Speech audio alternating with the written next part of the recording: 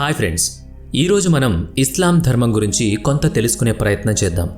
ఈ ధర్మంలోని ప్రజలు వాళ్ళ ఫ్యామిలీలోని కజిన్ సోదరిని పెళ్లి చేసుకుంటారా అని మీకు తెలుసా? అంటే సోదరి చెల్లి కాకుండా వేరే ఎవరైనా వాళ్ళు ఇష్టపడితే వాళ్ళు చెల్లి వరస అయినా కూడా వాళ్ళు పెళ్లి చేసుకుంటారు. ఆశ్చర్యపోతున్నారా?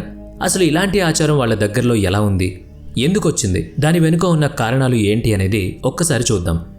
ఈ ప్రపంచంలో ఇస్లాం ధర్మం అనేది అన్ని ఇతర ధర్మాల కన్నా వేగంగా వ్యాపిస్తుందని చెప్పుకోవాలి. అయినా మీకు ఇప్పటివరకు ఇస్లాం గురించి తెలిసినవి అన్నీ పూర్తి నిజాలు కాదు. అసలు నిజాలు ఏంటి, ఈ ధర్మం ఎటువంటి సిద్ధాంతాలను పాటిస్తుంది అనేది ఈరోజు వీడియోలో చెప్పుకుందాం. ఇస్లాం మతం అరేబియాలోని మక్కా మరియు మదీనా నగరంలో ప్రారంభమైంది. ఇస్లాం మతం యొక్క ప్రధాన ప్రవక్తగా పరిగణించబడేది ప్రవక్త మహమ్మద్. ఈయన ఇస్లాం యొక్క పునాది వేయడం ద్వారా మక్కాను ప్రారంభించాడని, ప్రపంచంలోని ఇతర ప్రాంతాల్లో ఇస్లాంను ప్రచారం చేశారని చెప్పబడింది. మక్కాలో ఇస్లాం ఆవిర్భవించిన తర్వాత ప్రపంచవ్యాప్తంగా ఈ వార్త హల్చల్ చేసింది. అల్లా బోధనలను ప్రపంచానికి చాటినది మహమ్మద్. ఇస్లాం యొక్క పవిత్ర గ్రంథం రంజాన్ మాసంలో వెల్లడైంది. నేడు ఇస్లాంను విశ్వసించే వ్యక్తులు మొత్తం ప్రపంచంలో 2వ స్థానంలో ఉన్నారు. ప్రతి సంవత్సరం దీన్ని నమ్మే వాళ్ల సంఖ్య కూడా పెరుగుతోంది. ఇస్లాం మతం యొక్క సత్యం మరియు దాని స్వచ్ఛమైన ఉద్దేశాలు ప్రతి ముస్లింను నిజమైన మానవుడిగా మారుస్తాయి.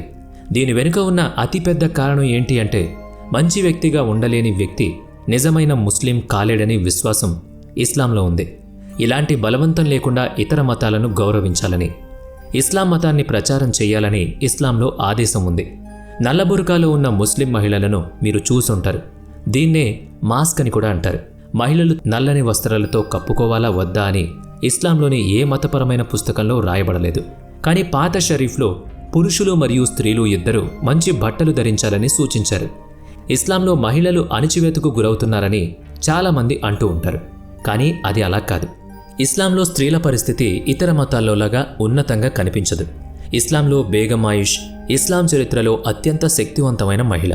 వీరి మినాజ్ పూర్తిగా భిన్నమైంది. ఆమె ఎప్పుడూ శక్తివంతమైన మహిళగానే గుర్తుండిపోతుంది.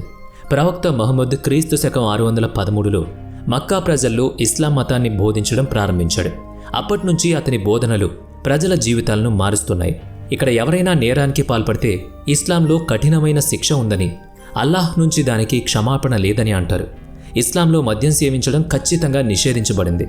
మతం మరియు పని రెండిటి నుంచి మనల్ని దూరంగా ఉంచే అన్ని చెడులకు మద్యం మూలమని ఇస్లాంలో ఒక నమ్మకం. మద్యం ముట్టుకోవడం కూడా ఇస్లాంకు పాపంగా పరిగణించబడుతుంది. ముస్లింలు రోజుకు 5 సార్లు నమాజ్ చేయడం తప్పనిసరి.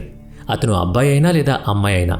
ఖైరాజ్ జకాత్ ఉంచడం మరియు ఈద్లో మేకలను బలి ఇవ్వడం కూడా ఇస్లాంలో అవసరం. హిందువులు చార్ధామ్ యాత్ర తీర్థయాత్రకు వెళతారు. అదేవిధంగా ముస్లింలు కూడా హజ్ యాత్ర చేస్తారు. బక్రీద్ తర్వాత ప్రపంచవ్యాప్తంగా ముస్లింలు హజ్ యాత్రకు వెళతారు. ఇస్లాంలో తన సోదరిని పెళ్లి చేసుకునే ఆచారం ఉంది. అయితే ఇందులో ఆశ్చర్యం ఏం లేదు. ఎందుకంటే దక్షిణ భారతదేశంలోనూ చాలామంది హిందూ సమాజానికి చెందిన వాళ్ళు ఈ విధంగా వివాహం చేసుకుంటారు. అంతేకాకుండా ఇస్లాం మతంలో ప్రజలు తమ గడ్డాన్ని కత్తిరించుకోలేరు అనే నమ్మకం ఉంది. అదేవిధంగా ఇస్లాం మతం యొక్క ప్రజల్లో మతపరమైన వ్యక్తులు గడ్డం ఉంచుకోవడం అవసరమని భావిస్తారు. హిందూ ఆచారం ప్రకారం ఒక వ్యక్తి ఈ ప్రపంచానికి వీడ్కోలు పలికినప్పుడు అతని మృతదేహం వెంటనే మోక్షాన్ని పొందుతుంది. కానీ ఇస్లాంలో ఎవరైనా మరణించిన తర్వాత ఆ మరణాన్ని అల్లాహ్ ఖాతాలోకి తీసుకుంటే అతను ముస్లింలను వారి సమాధుల నుంచి గుర్తించి వారిని లేపి వారి నుంచి ప్రశ్నలకు సమాధానమిస్తాడని నమ్ముతారు.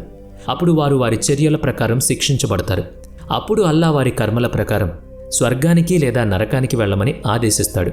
డూమ్స్ డే వచ్చినప్పుడు ప్రతి ముస్లిం ప్రార్థన మాత్రమే అతన్ని రక్షించగలదని అంటారు. పురాతన కాలంలో కూడా ఒక వ్యక్తి 4 భార్యలను వివాహం చేసుకోవచ్చు. అయితే ఇది ఇప్పుడు చట్టవిరుద్ధం. ఇస్లాం ప్రస్తుతం దాని చట్టాన్ని మాత్రమే అనుసరిస్తుంది. ప్రతి ముస్లిం షరియత్ చట్టాన్ని మాత్రమే అనుసరిస్తాడు. ఇస్లాం మతంలో మాంసాహారంపై ఎలాంటి పరిమితి లేదని ప్రజలు నమ్ముతారు. కానీ ముస్లింలు ఏ నిషేధిత జంతువు మాంసాన్ని తినలేరు. ఉదాహరణకి పంది. దాని పేరును కూడా ఇస్లాంలో వాడడానికి ఇష్టపడరు. అంటే ఏ ముస్లిం కూడా పంది మాంసం తినకూడదు. ప్రతి ముస్లిం వారి మతపరమైన పుస్తకం పురాణ పాక్ ఎలా చదవాలో తెలుసుకోవాలి. 5 పూటల ప్రార్థనలు, రంజాన్లో ఉపవాసాలు, పేదలకు అన్నదానం చేయడం, ఇదంతా ఇస్లాం ధర్మం. దాని గురించి ఎవ్వరూ మాట్లాడరు. ఇస్లాం ప్రపంచవ్యాప్తంగా వేగంగా వ్యాప్తి చెందుతున్న మతమైతే దాని వెనుక కారణం. కానీ ఇస్లాంలో కొన్ని నిజాలున్నాయి. కానీ అవి ఎంతవరకు పాటించబడుతున్నాయో మనం చెప్పలేం. ఇస్లాంలో బలవంతం నిషేధం. ఇస్లాంలో అమ్మాయిలకు వారి ఇష్టానుసారం వివాహం చేసుకునే హక్కు ఉందని తెలిస్తే చాలామంది ఆశ్చర్యపోతారు. ఒక అమ్మాయి కోరుకుంటే ఆమె తనకు ఇష్టం లేని వివాహాన్ని కూడా తిరస్కరించవచ్చు. మతం ఏదైనా సరే మనం ఎప్పుడూ ఇతర మతాలను ద్వేషించడం లేదా చిన్నచూపు చూడడం మానుకోవాలి. ప్రతి మతానికి దాని స్వంత అందం ఉంటుంది. ప్రతి వ్యక్తి ఈ విషయాన్ని అర్థం చేసుకోవాలి. ఒక మతం మరొక మతం యొక్క మనోభావాలను గౌరవించుకోవాలి. ఇది సమాజంలో మత సామరస్యాన్ని పెంచుతుంది.